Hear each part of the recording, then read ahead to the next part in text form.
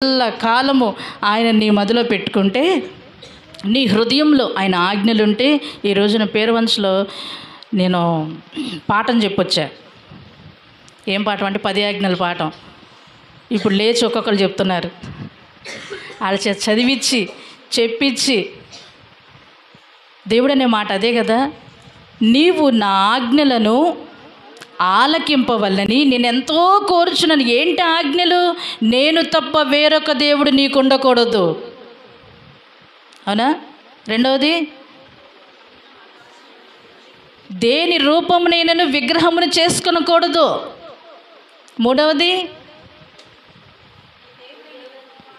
చెప్పాలి, దేవుడైన యెహోవా నామమును వ్యర్థముగా ఉచ్చరింపకూడదు, వ్యర్థపరచకూడదు ఆ నామాన్ని. మన బట్టి ఆయన నామానికి అవమానం కలగకూడదు. వీళ్ళు ప్రార్థనకి వెళుతున్నారు, అన్నీ చేస్తున్నారు, ప్రార్థన చేస్తున్నారు, నోరు తెరిస్తే ఒట్టిపూతులే, ప్రార్థన చేస్తున్నారు, వీళ్ళు ఏం మాట్లాడుతున్నారు వీళ్ళకే తెలియదు, ప్రార్థన చేస్తున్నారు, వీళ్ళు ఏం చేస్తున్నారో వీళ్ళకే తెలియదు అనిపించుకోకూడదు. దాన్ని బట్టి ఏం జరుగుతుందో తెలుసా? ఏం జరుపుతున్నారు వీళ్ళ అయ్యగారికి? వీళ్ళ అయ్యగారు ఏం చెప్తున్నారు అంటే, ప్రవర్తించేది మనమా? పేరు ఎవరికి? మనం మంచిగా బ్రతికామనుకోండి, అబ్బాయి వీళ్ళ అయ్యగారు ఎంత బాగా నేర్పిస్తున్నారు అంటారా? అనరు. మంచి పేరు అయితే అయ్యగారికి రాదు, దేవుడికి రాదు. చెడ్డ పేరు అయితే మాత్రం ఏ నేర్పుతున్నారు మీ అయ్యగారు అంటారు కదా. దాన్ని బట్టి దేవునికి అవమానము. దేవుడైన యెహోవా నామమును వ్యర్థపరచకూడదు, వ్యర్థంగా ఉచ్చరించకూడదు మన నోట్లో నుంచి. తర్వాత 4వది, విశ్రాంతి దినమును పరిశుద్ధంగా ఆచరించాలి. దేవుని మందిరాన్ని మర్చిపోకూడదు, దేవుని సన్నిధిని మర్చిపోకూడదు, దాన్ని పరిశుద్ధంగా ఎంచాలి. చెప్పాను కదా, ఆయన పరిశుద్ధుడు, ఆయన మందిరము పరిశుద్ధమైనది. పరిశుద్ధమైన ఆయన మందిరాన్ని పరిశుద్ధంగానే ఎంచాలి, పరిశుద్ధంగా ఆచరించాలి. దేవుని యొక్క మందిరాన్ని మర్చిపోకూడదు, దేవుని సన్నిధిని మర్చిపోకూడదు. దేవుని సన్నిధిలో మేలులు ఉంటాయి, అవి మనం పొందుకోవాలంటే దేవుని మందిరానికి వెళ్ళాలి. ఎక్కడెక్కడ ఉంటే కాదు, ఇళ్ళ దగ్గర ఉంటే కాదు, పనికి వెళితే కాదు, ఫంక్షన్కి వెళ్తే కాదు, ఎక్కడికి వెళ్తే ఈ దీవెనలు రావండి. నలుగురితో ఉంటే ఈ దీవెనలు రావు. దేవుని మందిరంలోనే ఉంటేనే మేలులు వస్తాయి. Praise the Lord. దేవుని మందిరానికి వస్తేనే మేలులు మోసుకొని పోగలం. దేవుని మందిరానికి వస్తేనే ఆశీర్వాదం ఉంటుంది. దేవుని మందిరానికి వస్తేనే అభివృద్ధి ఉంటుంది. ఆమేన్, హల్లెలూయా. నీ మేలులతో కూడా నీవు అభివృద్ధి పొందుతావు. ఆశీర్వాదము, ఐశ్వర్యం ఇస్తుంది యెహోవా. ఆశీర్వాదము ఏమిస్తుంది? నువ్వు ఎంత ఆశీర్వాదం పొందుకుంటావో నీవు అంత ఐశ్వర్యవంతుడు అవుతావు, అంత ఐశ్వర్యవంతురాలు అవుతావు. ఆమేన్, హల్లెలూయా. 5వది నేను మర్చిపోలా, నీ తల్లిని నీ తండ్రిని సన్మానించవలెను. అందరు చెప్పాలి మాట. తల్లిని తండ్రిని సన్మానించాలి. అప్పుడు ఏమవుతుందో తెలుసా? సుఖముతో కూడిన జీవితము, దీర్ఘాయుష్షు నీకు లభిస్తుంది. నా ఆయుష్ అర్ధాంతరంగానే మురిసిపోతుందేమో అని కొంతమంది బాధపడుతూ ఉంటారు. మా వాళ్ళు అర్ధాంతరంగానే మురిసిపోతారు. ఇవన్నీ వేదనకరమైన మాటలని మాట్లాడటం కాదు. దేవుని ఆజ్ఞలు నీ మనసులో ఉంచుకుంటే నీ క్షేమము ఇతరులకు క్షేమకరంగా ఉంటుంది. Praise the lord. హల్లెలూయా, హల్లెలూయా. నీవు దీర్ఘాయుష్మంతుడు అగినట్లుగా తల్లిని తండ్రిని సన్మానించాలి. 6వది, నరహత్య చేయకూడదు. ఆజ్ఞల్లో ఒక ఆజ్ఞ, నరహత్య చేయకూడదు. ఒక మనిషిని చంపితేనే కాదు, యేసయ్య చెప్తూ ఉన్నారు, ఒక వ్యక్తిని చూచి నీ హృదయంలో హీనంగా చూసిన ఆ హీనపు చూపే ఆ వ్యక్తిని చంపేసినట్లంట. వ్యర్థుడా అంటే చాలు మహాసభకు లోనగుతాడు. నీ సహోదరుని చూచి నువ్వు హీనపరుస్తావే, చులకనగా చూస్తావే, తక్కువ చేసి మాట్లాడతావే, నిందిస్తావు చూడు, అప్పుడే నువ్వు నరహత్య చేసినట్లట.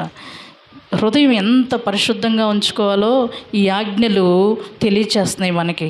తర్వాత 7వది, వ్యభిచరించకూడదు. ఒక వ్యక్తికి ఇంకొక వ్యక్తితో అక్రమ సంబంధం పెట్టుకుంటేనే కాదు, ఆ వ్యక్తిని మోహపు చూపు చూస్తేనే, అంటే నీ హృదయంలో ఆ వ్యక్తి పట్ల చెడు స్వభావాన్ని కలిగి ఉన్నప్పుడే నువ్వు వ్యభిచరించినట్లంట. అంటే ఎంత పరిశుద్ధంగా ఉండాలో ఎదుటివారిని పట్ల, ఎదుటివారిని ప్రేమిస్తే ఈ ఆలోచనలన్నీ మనకు రావండి. ప్రైజ్ ద లార్డ్, హల్లెలూయా. ఇంకా ఏమంటున్నాడు? 8వ ఆజ్ఞ, దొంగిలకూడదు. ఒక వ్యక్తి యొక్క వస్తువుని వారికి చెప్పకుండా తీసుకోకూడదు. నేను ఇక్కడ దొంగతనం చేశానండి అనుకుంటామేమో, చెప్పకుండా తీసుకున్న దొంగతనమే అది. చెప్పి తీసుకో, దానిలో ఏముంది తప్పు కదా. తర్వాత అబద్ధ సాక్ష్యము పలకకూడదు. వ్యక్తి మనవాడైనప్పుడు వాడిని తిడుతున్నప్పుడు మనం ఏమంటాం తెలుసా? అయితే ఏమైంది? మన పక్షాన మన వానికి పక్షంగా మనం మాట్లాడతాం కదా. తప్పు చేసినా సరే మన వాళ్ళే గెలవాలంటాం. అబద్ధ సాక్ష్యం పలకూడదు. ఈడు అలాంటి వాడే, ఈమె అలాంటిదే, వీళ్ళు అలాంటి వాళ్ళే. మనము దాన్ని ధృవీకరించకూడదండి. నిజం తెలియకపోయినా ఊరకుండవలేను. ఏం చేయవలను? నిజం తెలియకపోతే ఊరకుండవలను, అంతే తప్ప అబద్ధ సాక్ష్యమును చెప్పకూడదు.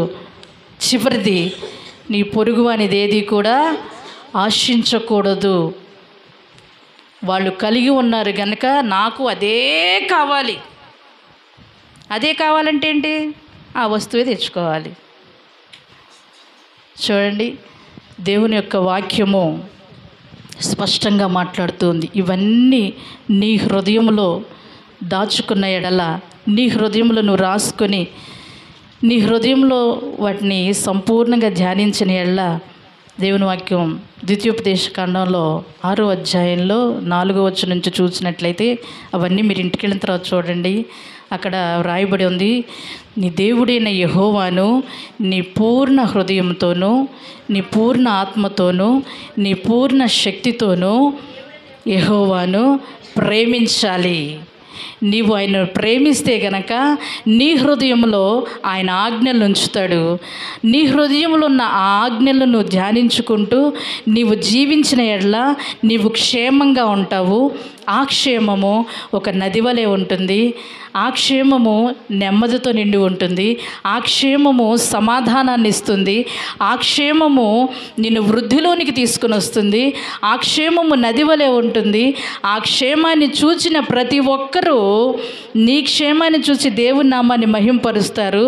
నీ ద్వారా అనేకులు క్షేమంగా ఉంటారు. ప్రైజ్ ద లార్డ్, హల్లెలూయా. నీ క్షేమం నది వలె అనేకుల యొద్దకు ప్రవహిస్తుంది. ఎక్కడకు నీ క్షేమం ప్రవహిస్తుందో, నువ్వు ఎక్కడికి వెళతావో అక్కడంతా క్షేమకరమైన పరిస్థితులు అలుముకుంటాయి. అక్కడంతా సమాధానం ఉంటుంది. సమాధానపరచువారు ధన్యులు.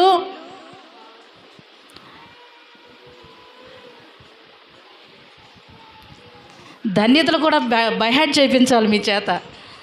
ప్రైజ్ ద లార్డ్, హల్లెలూయా. సమాధానపరచువారు ధన్యులు, వారు దేవుని కుమారులు అనబడుదురు. ఎవరైతే సమాధానపరుస్తూ ఉంటారో వారందరికీ ఒక మంచి పేరుంది. దేవుని పిల్లలు. ఆమేన్, హల్లెలూయా. దేవుని పిల్లలైనటువంటి వారు కుటుంబాలను విడతీయరు. దేవుని పిల్లలైనటువంటి వారు స్నేహితులను విడతీయరు. దేవుని పిల్లలైనటువంటి వారు అందరినీ కలుపుకొని వెళ్తారు. అందరికీ సమాధానాన్ని ఇస్తారు. Praise the lord. వారెక్కడ ఉంటే అక్కడ సమాధానం ఉంటుంది. వారెక్కడ ఉంటే అక్కడ క్షేమం ఉంటుంది. వారెక్కడ ఉంటే అక్కడ నెమ్మది ఉంటుంది.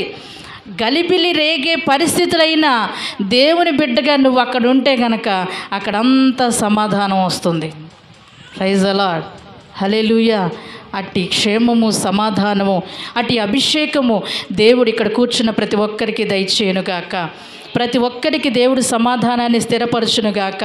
ప్రతి ఒక్కరూ ఇక్కడ ఉన్నటువంటి మేలులు, ఇక్కడ ఉన్నటువంటి ఆశీర్వాదాలు మీ కుటుంబాలకు మోసుకొని పోదురుగాక. కావాలా?